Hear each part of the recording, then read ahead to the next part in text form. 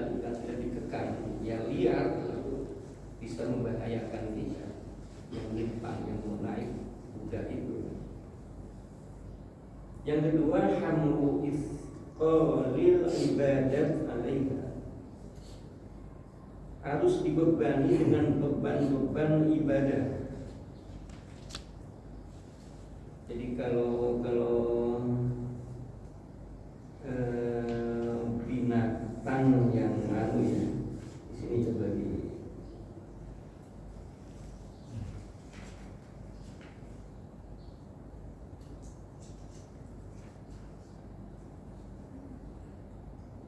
yang dimaksud dengan tadi hamlu asqaril ibadati alaiha fa innal himar idza zida fi hamlihi ma'a nuqsani min alaqihi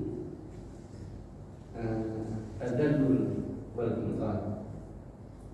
Jadi himar itu apabila ditambah bebannya dikurangi makannya dikurangi, bebannya ditambah, pasti tunduk gitu ya. Jadi maksudnya kita ini bebanilah hawa nafsu kita itu dengan ibadah, zikir, apa pokoknya bebani hawa nafsu itu. Kita kurangi asupan energi nafsu kita itu. Makanya ada puasa itu. Puasa itu kalau tidak hanya secara fisik itu mengurangi kekuatan apa namanya, tetapi juga kekuatan nafsu. Makanya yang rajin ibadah ini ya rajin puasa, insya Allah selain sehat jasmani, sehat juga rohaninya. Makanya kita disunahkan juga tidak hanya puasa wajib yang Ramadan saja, seminggu sekali minimal 2 hari. Berarti 1 bulan itu bisa 8 hari kalau saking, apalagi ditambah dengan ayam berbit misalnya. Nah, kalau berbarengan dengan Senin dan Kamis tentu ya insya Allah sehat itu secara jasmani, sehat secara rohani. Dibebani dengan beban-beban ibadah dan kurangi asupan energi makanan di sini ya. Yang ketiga, al-isti'anah billah, memohon pertolongan kepada Allah supaya memberikan Allah pertolongan kepada kita tidak menuruti hawa nafsu. Nah itu yang sudah kita lakukan bulan Ramadan kemarin. Terlepas seperti apa puasa kita, tapi kita sudah berusaha gitu. Jadi kalau sudah dilatih 1 bulan kemudian tidak istiqomah, semuanya lebaran ya. Nah, semuanya lebaran gitu. Katanya tadarus Quran rajin, sudah sawal lebaran gitu. Lebaran kita tadarus lagi. Ramadan sebenarnya, tapi tidak apa-apa lah ya, yang masih seperti itu ya masih beruntung lah kalau punya semangat. Gimana yang tidak semangat di Ramadan? Tapi lebih baik lagi nafsu-nafsu yang sudah dicoba dikendalikan pada Ramadan itu ya terus kita istiqomahkan mestinya kan gitu. Minimal kalau kemarin sampai 3 kali khatam, 10 hari khatam, ini sebulan sekali lah khatam gitu kan. Bisa sebenarnya kalau kita mau lakukan. Teman-teman rahimakumullah, dan seterusnya ini penjelasannya di dalam kitab ini. Fa'idha wa ala hadhihi al-umuri salasah, yang 3 tadi manus syahawat, hamlu asqalil ibadat alaiha, wasalis al-isti'anatu billah wa tadarrub ilaihi. Dengan 3 tadi ya, cegah syahwat nafsu itu, seperti mengendalikan kuda yang binal. Kalau perlu kurangi makannya juga. Kemudian bebani dengan perbanyak ibadah, supaya berat, supaya tunduk, supaya patuh. Kemudian minta pertolongan kepada Allah Subhanahu wa taala. Wa idza waqafta ala hadhihi al-umuri thalatha infadat lakan nafsu al-jamuh, maka akan bisa menembus itu menundukkan nafsu bagimu yang liar biidznillah ta'ala, dengan izin Allah Subhanahu wa ta'ala. Fahina idin tubadiru ila an tamlikaha wa tuljimaha wa ta'amana min syarriha. Maka pada saat itulah kemudian segera menguasai, segera kuasai itu nafsu. Kemudian segera perindah, kekang tuljimah, kekang dan amankan nafsu itu dari keburukannya. Kuasai nafsu kita, kekang nafsu kita, dan amankan dari keburukan nafsu itu. Fa in qulta fa bayyana al-an ma huwa taqwa hatta na'lam. Rupanya yang bisa mengekang itu, menguasai itu tidak ada lain selain 3 solusi. Itu adalah meningkatkan ketakwaan kita kepada Allah. Takwa, rupanya takwa itulah yang dapat mengendalikan nafsu itu. Makanya ketika kita pernah membahas tentang nafsi wa ma sawwaha fa alhamaha fujuraha wa taqwaha, kan ada fujur, ada takwa. Fujur itu karena nafsu kita yang mengotori jiwa, dan takwa itu karena nafsu kita, jiwa kita yang bersih. Nah, kebersihan itu tentu dengan ketaatan kepada Allah Subhanahu wa taala. Karena menurut di kitab ini, takwa itu diartikan al-khasyah wal haibah. Kemudian takwa itu dimaknai at-ta'ah wal ibadah. Yang ketiga, at-tansih lil qalbi anid dunub. Itu takwa. Yang saya pernah baca itu juga Al-Taqab, ya, Syekh Ali Al-Taqab. Takwa itu adalah taat, syukur, zikrullah, syukur nikmat, zikrullah. Dan beban-beban ibadah tadi itu tidak ada lain, kita harus menyingkirkan atau melemahkan fujur, memunculkan takwa. Maknanya taat, melaksanakan perintah, menjauhi larangan, taat. Kalau yang wajib-wajib sudah dilaksanakan oleh kita, meningkat. Yang sunnah-sunnah kita lakukan, yang makruh-makruh kita tinggalkan, yang syubhat-syubhat kita tinggalkan. Kemudian syukur terhadap nikmat Allah, syukur binikmatillah, dan selalu mengingat Allah dimanapun berada.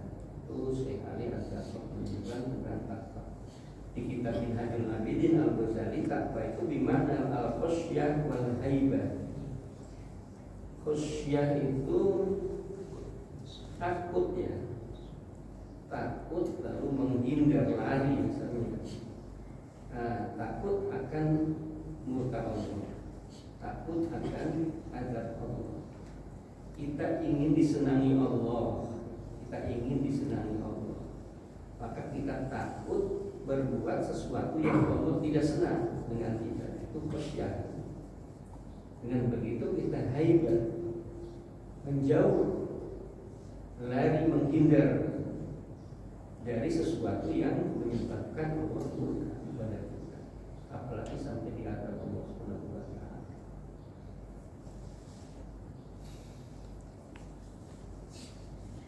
Yang kedua bimana ta'at wal ibadah. Takwa itu adalah taat, ketaatan dan ibadah, penghambaan diri kepada Allah. Kita ini hamba Allah, dan setiap hamba Allah harus mengabdi kepada Allah, ya. Dan hamba Allah menjadi mulia. Kalau kita menjadi hamba Allah itu menjadi mulia. Tapi kalau hambanya makhluk, kita menjadi hina. Hamba sahaya yang diperintah-perintah oleh orang kaya itu misalnya hina kalau itu hamba makhluk. Tapi kalau hamba Allah menjadi mulia. Hamba negara. Abdi negara. Yang niatnya dengan hamba dan pengabdian itu bukan penyembahan ya. Pengabdian itu dedikasi ya, namanya. Yang mananya untuk kebaikannya. Niatkannya jangan ke negaranya. Jadi kita niatkan kita melaksanakan tugas dengan penuh tanggung jawab dan sebaik-baiknya untuk ibadah kepada Allah, dan ini menjadi manfaat untuk bangsa. Itu abdinya. Yang ketiga bimana tansih lil qalb anil dzunub. Takwa itu maknanya bersih, membersihkan hati dari dosa. Membersihkan hati dari dosa.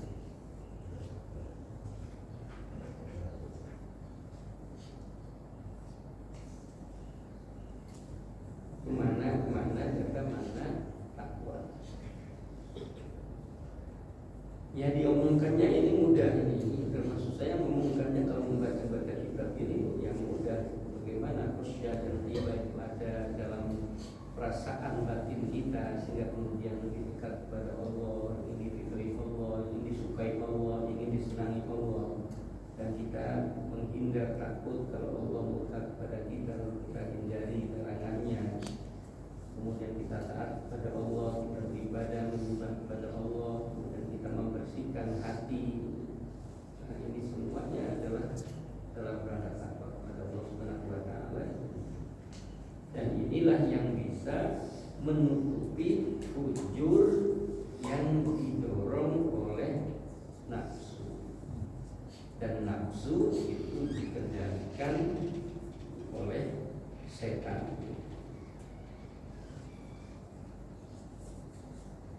Lalu penjelasan berikutnya ini, Fa'lam awalan anna takwa kanzun azizun fala in dhufirta bihi fakam tajid fihi min jauharatin syarif. Ketahuilah pertama-tama bahwa takwa itu kanzun aziz. Kanzun itu apa ya? Aset lah, perbendaharaan apa namanya yang mulia. Maka sungguh jika kamu mencari keuntungan, kafir tabihi dengan takwa itu, akan tajidu fihi min jawharatin syarif, maka akan banyak yang akan kamu temukan, betapa banyak yang akan kamu temukan dari permata yang mulia dari ketakwaan itu.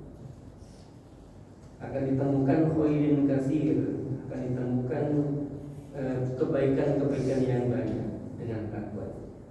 Akan ditemukan akan diberikan rizki yang mulia, rizki karim, fauzin kabir, keberuntungan yang besar.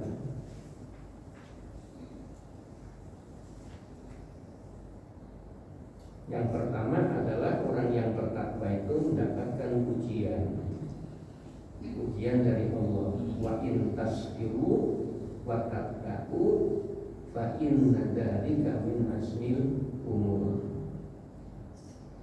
Dan jika kamu bersabar, jika kamu bertakwa, maknanya tadi ya, ada tiga. Tiga, bisa taat syukur mengingat Allah, takut kepada murka Allah, taat dan ibadah, membersihkan hati tadi. Mana-mananya begitu. Itu dipuji oleh Allah. Fa inna dzalika min asmil umur, karena sungguhnya yang demikian itu, sabar dan takwa itu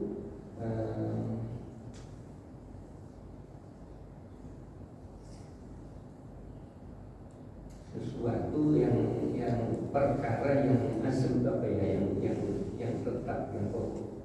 Jadi urusan yang patut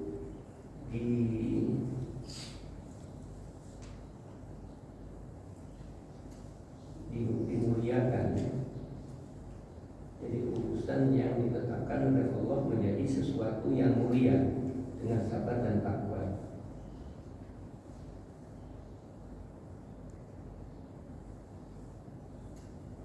Yang kedua, hifdu al-hifdu wal firasatu minal abda. Takwa itu bisa menjaga dari musuh setan, musuh nafsu. Al-hifdu wal hawasah minal abda. Hawasah mana juga menjaga. Wa in tasbiru wa tattaqu la yadurrukum kaiduhum syai'an. Jadi kalau kamu sabar, kalau kamu bertakwa, maka tidak ada yang bisa membahayakan tipu daya mereka kepada kamu. Sabar hatinya, kemudian takwa itu akan terjaga dari musuh. Itu yang kedua. Yang ketiga lagi, satu lagi itu at-ta'yid wan nusrah, akan mendapatkan dukungan dan pertolongan. Innallaha ma'al ladzina taqaw wal ladzina hum muhsinun. Sesungguhnya Allah bersama orang-orang yang bertakwa dan orang-orang yang mereka berbuat kebaikan, orang muhsin. Wa'lamu annallaha ma'al muttaqin. Ketahuilah bahwa Allah bersama orang-orang yang bertakwa. Nanti ada beberapa hal tentang takwa ini dari ayat-ayat Al-Quran. Jadi untuk menahan nafsu kita, mengendalikan nafsu kita dengan tiga cara tadi, kemudian kita perkuat takwa kepada Allah Subhanahu wa Ta'ala. Itulah sebabnya maka setiap Jumat itu kita dihimbau oleh khotib untuk takwa kepada Allah. Sebab intinya itu Allah Alhamdulillah, luar biasa jamaah Allah, kajian itu dalam ya. Sedikit sebelum saya kembalikan ke jamaah untuk berdialog dan tanya jawab, ada beberapa catatan yang ingin saya sampaikan. Dalam surah As-Sam Allah berfirman, fa'almaha fujurah wa taqwa, maka dia mengilhamkan kepadanya jalan kejahatan dan jalan ketakwaan. Dan musuh yang membisikkan kita sifat-sifat fujur, hendaknya kita mengetahui bahwa ada nafsu yang disukai, yaitu adu mabud. Ternyata nafsu itu selalu senantiasa melekat pada diri kita, dan untuk bisa terhindar dari itu, hendaknya kita senantiasa meningkatkan ketakwaan kita kepada Allah, yaitu taat beribadah, syukur dan zikrullah. Jamaah rahimakumullah, kalau ada yang ingin dipertegas atau diperdalam lagi, dipersilakan. Saya utamakan ke ibu-ibu dulu. Satu pertanyaan, silakan ibu. Masih ada jamaahnya ibu? Masih. Ya, kita tunggu. Bapak-bapak mungkin ada yang ingin ditanyakan, silakan.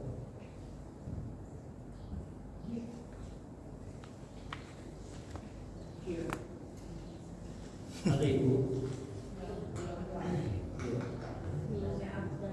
Sampai dalam ini bu bahasanya.